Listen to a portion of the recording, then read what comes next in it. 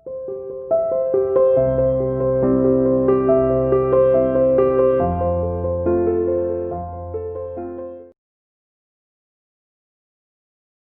students, welcome to CR International School online study classes बेटे.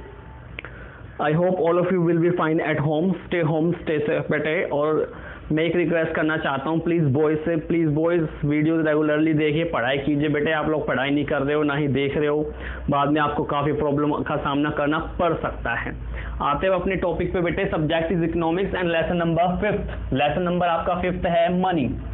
Lesson number 4 जो methods of national income था, we have already completed it, वो हमने बेटे खत्म कर दिया. अब लेसन नंबर 5 स्टार्ट हो रहा है मनी. ठीक है, मनी. तो देखिए व्हाट इज मनी. मनी क्या होता है, रुपया क्या होता है. So money is anything that is commonly accepted as a medium of exchange. तो बेटे मनी कोई भी ऐसी चीज होती है जिसे कॉमनली एक्सेप्ट किया जाए उसके as a medium of exchange. Exchange करने में बेटे आप मार्केट में गए, आपने कोई प्रोडक्ट खरीदा बेटे, मनी आपने सामने वाले को दी, उसने आपको प्रोडक्ट दे दिया, इसे कहते हैं एक्सचेंज. आपने सामने वाले को मनी दी, उसने प्रोडक्ट दिया, यानी एक्सचेंज. ठीक है, तो एनीथिंग, कोई भी ऐसी वस्तु, anything that is commonly accepted as a medium of exchange is known as money, उसे हम बेटे मनी कहते हैं. ठीक है. अब मनी का एवोल्यूशन क्यों हुआ बेटे. ठीक है, मनी की उत्पत्ति क्यों हुई, क्यों ओरिजिन हुआ. जब मनी नहीं थी बेटे संसार में, तो उससे पहले एक सिस्टम काम करता था जिसे हम बार्टर सिस्टम कहते थे. बार्टर सिस्टम में होता क्या था बेटे, गुड्स के बदले गुड्स एक्सचेंज होते थे बेटे. मनी तो थी नहीं, तो गुड्स के बदले गुड्स एक्सचेंज होते रहते थे. एक कोबलर यानी कि एक मोची who is making the shoes, जो शूज बना रहे बेटे, उसे शूज को देना पड़ता था, उसके बदले उसे गेहूं या चावल या क्लोथ्स मिलते थे बेटे. मनी तो थी नहीं. तो बार्टर सिस्टम एक ऐसा सिस्टम था जहां गुड्स के बदले गुड्स एक्सचेंज होते थे. बेटे आपके पास राइस सरप्लस है, सामने वाले के पास क्लोथ सरप्लस है, आपने उसे राइस दिए, सामने वाले ने आपको क्लोथ दिया बेटे. इस तरह से एक्सचेंज होता था. तो उस समय पर क्योंकि गुड्स के बदले गुड्स एक्सचेंज होता था, इसीलिए जो एक्सचेंज था वो बहुत लिमिट होता था, बहुत कम ट्रांजैक्शन हो पाते थे बेटे.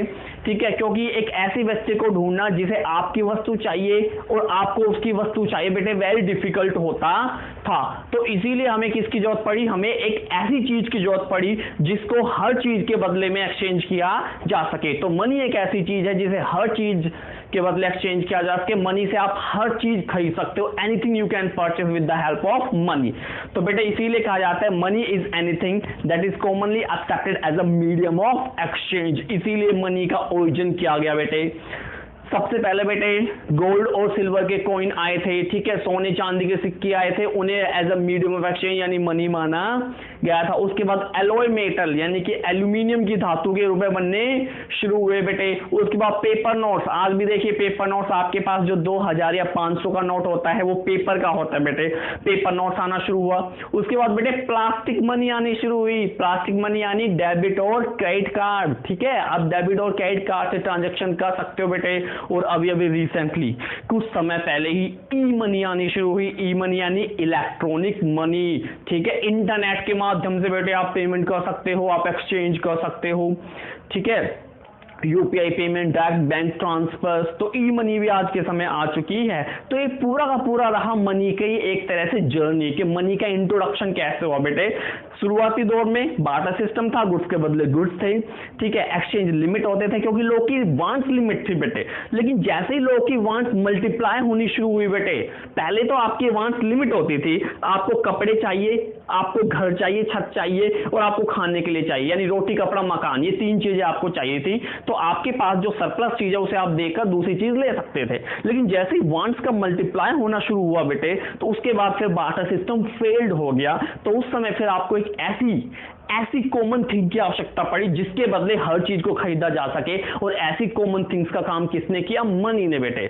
मनी के बदले आप एनीथिंग, कुछ भी परचेज कर सकते हो. ठीक है, so money is anything that is commonly accepted as a medium of exchange. तो बेटे इसीलिए मनी का ओरिजिनेशन किया गया टू फैसिलिटेट द एक्सचेंज, ताकि एक्सचेंज इजी हो सके बेटे, एक्सचेंज इजीली किया जा सके, एक्सचेंज में हमें परेशानी या दिक्कत या मुश्किलों का सामना ना करना पड़े. तो मनी का ओरिजिन किया गया to facilitate the exchange.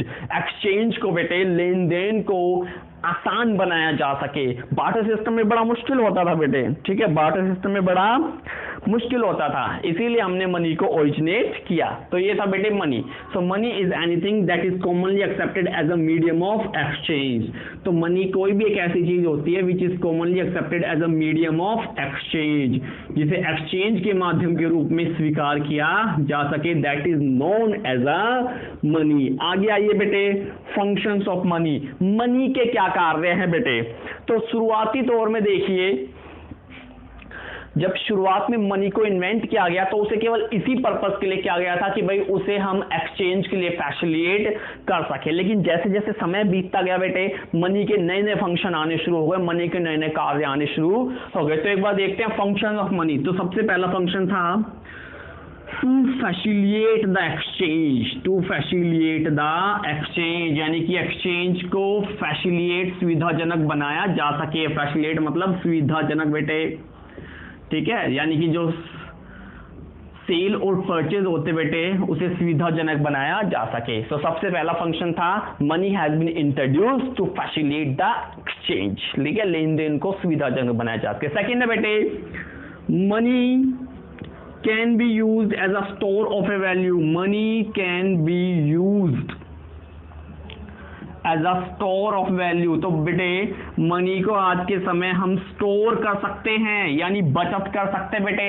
Barter system में क्या था, बचत सोच के देखिए बेटे, उस सिस्टम में आपको बचत सेविंग करनी होती थी। आप किसकी सेविंग करते? गेहूं की, चावल की, बफलोज की, काउस की, क्योंकि उस समय पशु भी तो होते थे ना जिन्हें लाइव स्टॉक कहा जाता है, लाइव स्टॉक बेटे, ठीक है। तो उस समय अगर आपको सेविंग करनी थी तो आप गुड्स ही सेव कर सकते थे बेटे। लेकिन आज के समय आप मनी को, रुपए को इजीली बैंक में सेव कर सकते हो, अपनी तिजोरी में संभाल के रख सकते हो बेटे। तो मनी को किस लिए यूज किया गया? As a store of value, ठीक है, as a store of value. Third बेटे, as a deferred transfer payment. As a deferred transfer payment.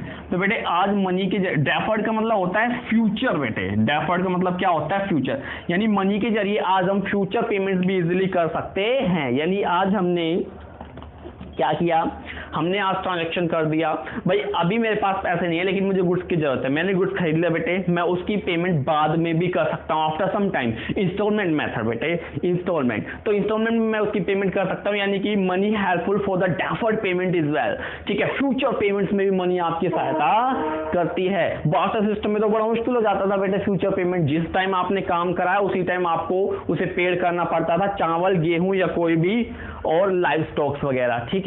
लेकिन आज के समय हम मनी को क्या कर सकते हैं, ठीक है, सेव भी कर सकते हैं और उसके लिए द्वारा फ्यूचर पेमेंट भी कर सकते हैं। और फोर्थ है बेटे, मनी इज कंसीडर या money is function as a measure of value, measurement of a value.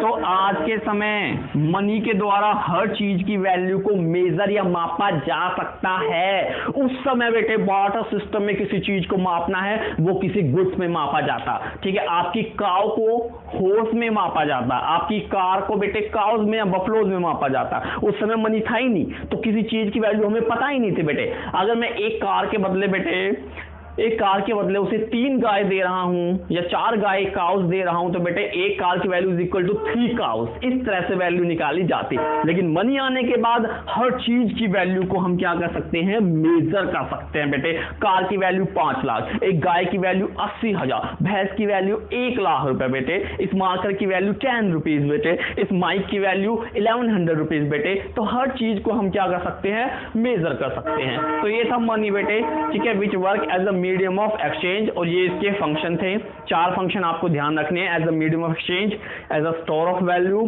ठीक है, एज अ डेफर्ड पेमेंट यानी फ्यूचर पेमेंट, और फोर्थ बेटे मेजरमेंट ऑफ वैल्यू, हर चीज की वैल्यू को हम मेजर कर सकते हैं। तो बेटे अभी अभी मैंने आपको मनी के बारे में बताया कि मनी क्या होते हैं और क्या क्या काम आती है। अब देखिए बार्टर सिस्टम ऑफ एक्सचेंज। तो बार्टर सिस्टम ऑफ एक्सचेंज क्या था बेटे, ये एक ओल्ड परंपरागत पुराना ऐसा सिस्टम था बेटे जिसमें गुड्स के बदले क्या एक्सचेंज होते थे, goods. Because at that point of time there is no money, उस समय मनी थी ही नहीं बेटे। तो इसी कारण उस समय होता क्या था, गुड्स के बदले गुड्स एक्सचेंज होते थे। तो बेटे वहां ट्रांजैक्शन जब ही हो पाता था जब दो पर्सन हो और उनके पास सेम वही चीज हो जो आपस में एक दूसरे से एक्सचेंज करना चाहते हैं। फॉर एग्जांपल, आपके पास राइस है, मेरे पास क्लोथ है, आपको क्लोथ चाहिए, मुझे राइस चाहिए बेटे, तो दोनों की वांट्स मिलनी चाहिए। दोनों की वांट्स अगर नहीं मिलती बेटे तो वहां ट्रांजैक्शन होता ही नहीं था, वहां ट्रांजैक्शन होता ही नहीं था। इसे कहते हैं डबल कोइंसिडेंस ऑफ वांट्स बेटे, डबल कोइंसाइड होनी चाहिए वांट्स का, आपको जो चाहिए वो मेरे पास है और मुझे जो चाहिए वो आपके पास है। अगर हम दोनों की वांट्स मिलती है तो ही हमारे बीच ट्रांजैक्शन होगा, अदरवाइज ट्रांजैक्शन नहीं होगा बेटे। तो ये था बार्टर सिस्टम ऑफ एक्सचेंज। तो ये एक ऐसा सिस्टम था बेटे जहां गुड्स के बदले गुड्स एक्सचेंज होते थे, ठीक है। तो एज अ पर्सन अगर आपको काऊ चाहिए और आपके पास घोड़े एक्स्ट्रा है बेटे, तो जिस पर्सन को घोड़े चाहिए, ठीक है, जिस पर्सन को घोड़े चाहिए और उसके पास काऊ है, तभी आपके बीच ट्रांजैक्शन होगा, अदरवाइज नहीं होगा। इसे कहते हैं डबल कोइंसिडेंस ऑफ वांट्स बेटे। तो बार्टर सिस्टम के अंदर डबल कोइंसिडेंस ऑफ वांट्स का होना बड़ा जरूरी होता है बेटे। अगर डबल कोइंसिडेंस ऑफ वांट्स नहीं हो पाती तो ट्रांजैक्शन नहीं हो पाते। आज के टाइम तो आप हर चीज को, हर वस्तु को, हर कमोडिटी को मनी से खरीद सकते हो बेटे। मनी से आप कार ले सकते हो, हॉर्स ले सकते हो, काव ले सकते हो, buffaloes, anything you want purchase from money.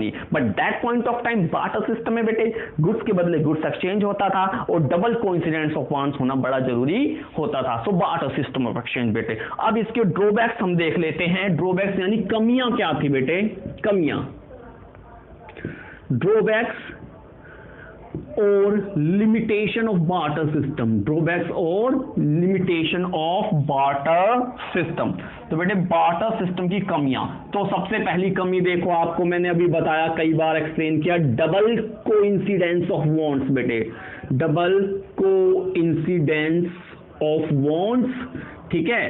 तो बेटे बार्टर सिस्टम में डबल कोइंसिडेंस ऑफ वांट्स का होना बड़ा जरूरी था, जो इसकी एक कमी भी थी बेटे। डबल कोइंसिडेंस ऑफ वांट्स मैंने समझा दिया बेटे, दो पर्सन है, इसके पास राइस है एक्स्ट्रा, बहुत ज्यादा राइस की फसल इसने की, इसके पास कपड़े बहुत ज्यादा हैं, इसे कपड़े चाहिए, इसे राइस चाहिए, ठीक है। यानी दोनों की वांट्स का, म्यूचुअल वांट्स का जुड़ना, सहमत होना बड़ा जरूरी है बेटे। अगर दोनों की वांट्स नहीं मिल पाएंगी तो उनके बीच ट्रांजैक्शन नहीं हो पाएगा, that is called double coincidence of wants. तो डबल कोइंसिडेंस ऑफ वांट्स को अगर आप बुक लैंग्वेज में बोले तो इसे आप क्या कहोगे, double coincidence of wants refers to a system in which two person are in a possession of two goods which they mutually want to exchange for the satisfaction of their wants। तो बेटे ये होते हैं double coincidence of want, यानी कि दो person के पास कुछ ऐसी वस्तुएं हैं जो आपस में वो एक दूसरे की वांट्स को पूरा करने के लिए एक्सचेंज करना चाहते हैं। So it refers to a system in which two person are in possession of such goods which they are willing to exchange for the satisfaction of their wants, but it is not so simple. लेकिन बेटे ये इतना easy नहीं है जो कहने में लग रहा है भाई, ठीक है। उस समय ऐसे पर्सन को खोजना, ढूंढना जिसे आपके हॉर्स चाहिए और वो काव बेचने के लिए तैयार है जो कि आपको चाहिए बेटे, that is not easy, that is not easy. तो ये बड़ा मुश्किल होता है बेटे। तो ये थी डबल कोइंसिडेंस ऑफ वांट्स, जहां पर दो पर्सन की वांट्स को पूरा होना बड़ा जरूरी होता है बेटे, ठीक है। इसे वेरी इजी नहीं होता बेटे, ये एक ऐसे पर्सन को ढूंढना जिसे आपकी वस्तु चाहिए और अपनी वस्तु बेचने के लिए वो तैयार है, वो वेरी डिफिकल्ट होता है बेटे। तो इसीलिए वहां एक्सचेंज जो होते थे वो काफी लिमिटेड होते थे। लेकिन मनी के आने से क्या हुआ बेटे, आप आज मनी से काव को खरीद सकते हो, बफलो खरीद सकते हो, हॉर्स को खरीद सकते हो, कार को खरीद सकते हो बेटे। Anything you can purchase with the introduction of money. तो मनी ने क्या किया बेटे, सेल और परचेज के एक्ट को अलग अलग कर दिया बेटे। बार्टर सिस्टम में तो एक जगह पर सेल भी थी और परचेज भी थी। आप कपड़े खरीद रहे हो तब अपने राइस बेच रहे हो, तो राइस बेटे सेल और कब परचेज खरीद रहे हो वो परचेज। यानी कि बेटे बार्टर सिस्टम में सेल और परचेज जुड़ी होती थी, उन्हें सेपरेट नहीं किया जा सकता था। लेकिन मनी के आने से क्या हुआ बेटे, सेल और परचेज अलग अलग हो गई। Okay, that's it, double coincidence of want. Second है lack of common unit of value, lack of common unit of value. तो बेटे उस समय हर चीज की एक कॉमन वैल्यू या कॉमन यूनिट नहीं होती थी। आपकी कार की वैल्यू बफलो में लगाई जाती, आपकी हॉर्स की वैल्यू काव में लगाई जाती, आपके कपड़े की वैल्यू राइस में या व्हीट में लगाई जाती। तो एक कॉमन यूनिट नहीं थी। आज मैं अगर आपसे पूछूं कि आपकी कार की वैल्यू क्या है, आप कहोगे 5 लाख। आपकी गाय की वैल्यू, काव की वैल्यू क्या है, आप कहोगे 70,000। आज मैं आपसे कहूं बेटे कि आपकी शर्ट की वैल्यू क्या है, आप बोल दोगे 500, 600, 700, जो भी आपकी है। आज के समय आप किसी भी चीज की वैल्यू अगर मैं आपसे कहूं तो आप उसकी जवाब दे दोगे कि सर इतने रुपए की वैल्यू बेटे, लेकिन बार्टर सिस्टम में वापस चले जाइए, बार्टर सिस्टम में सीसी इकोनॉमी में बेटे, वहां गुड्स के बदले गुड्स एक्सचेंज हो रहे थे, वहां नहीं पता आपकी काऊ की वैल्यू कितनी है, हो सकता है 2 हॉर्स हो सकता है बेटे 100 टन गेहूं हो आपकी काऊ की वैल्यू, ठीक है। सो बार्टर सिस्टम की ये कमी थी कि वहां पर एक कॉमन यूनिट ऑफ वैल्यू नहीं थी, हर चीज को हम एक कॉमन वैल्यू नहीं दे सकते थे, लेकिन आज के समय हर चीज को आप एक कॉमन वैल्यू दे सकते हो। फोन 10,000 का है, मार्कर 10 रुपए का है, शर्ट 500 के बेटे, ठीक है। तो इस तरह शूज मेरे 1000 रुपए के, तो आप हर चीज की वैल्यू बता सकते हो, लेकिन बार्टर सिस्टम में नहीं था। तो मनी के आने से बेटे मनी ने हमें हर चीज की कॉमन वैल्यू प्रोवाइड की और इस बार्टर सिस्टम की कमी को दूर किया, ठीक है। क्या किया? बार्टर सिस्टम की कमी को दूर किया। आई होप आपको समझ आ रहा होगा बेटे। आगे देखिए, difficult for future payment, difficulty in future payments और कॉन्ट्रैक्चुअल पेमेंट।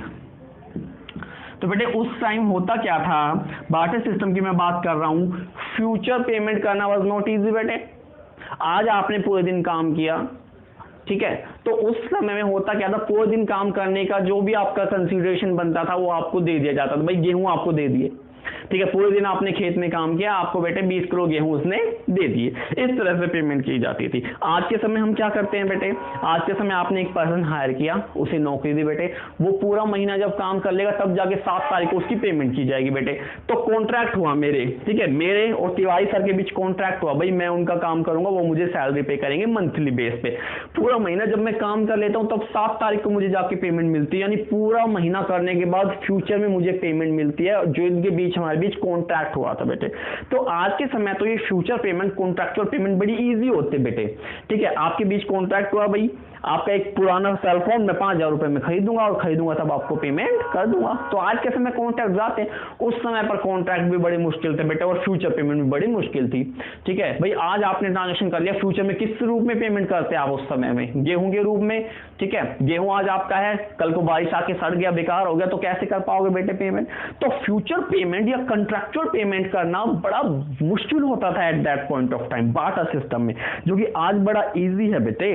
आज तो हम मनी को स्टोर कर लेते बेटे और फ्यूचर पेमेंट कर देते हैं, लेकिन उस समय हम क्या स्टोर करते? आप गेहूं स्टोर करते, आप राइस स्टोर करते, आप घोड़ों को सेव करते बेटे, घोड़े चोरी हो गए तो, ठीक है, बाढ़ आने से सामान खराब हो गया तो बेटे। तो उस समय फ्यूचर पेमेंट करना बड़ा मुश्किल था, कॉन्ट्रैक्चुअल पेमेंट करना बड़ा मुश्किल था बेटे बार्टर सिस्टम में। तो मनी के आने से हमें कॉन्ट्रैक्चुअल पेमेंट में बेटे बड़ी इजीनेस आई, आसानी आई, और साथ ही साथ फ्यूचर पेमेंट भी हम कर सकते हैं, ठीक है। आज देखिए आपको कोई भी सामान खरीदना, आप खरीद लीजिए बेटे, 1 साल तक आप इंस्टॉलमेंट पे करते रहो, उसके बाद हो जाएगा, ठीक है। सामान आज खरीद लिया, पेमेंट 1 साल बाद कर रहा हूं बेटे, या मंथली बेसिस पे इंस्टॉलमेंट में कर रहा हूं।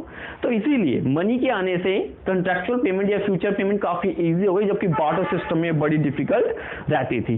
फोर्थ पॉइंट देखिए, डिफिकल्टी ऑफ स्टोरेज,